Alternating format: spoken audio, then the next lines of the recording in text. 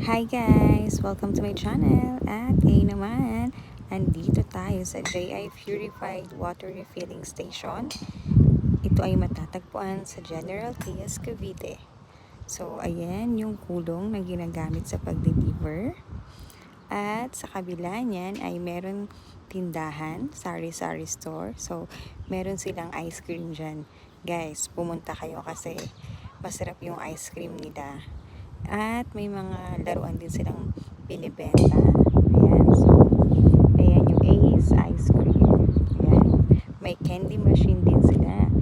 Sa halagang 5 piso ay makakakuha ka na ng mga candy.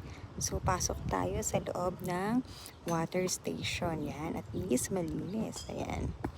So, ayun si ate. Ayan. Eto, may mga permit sila.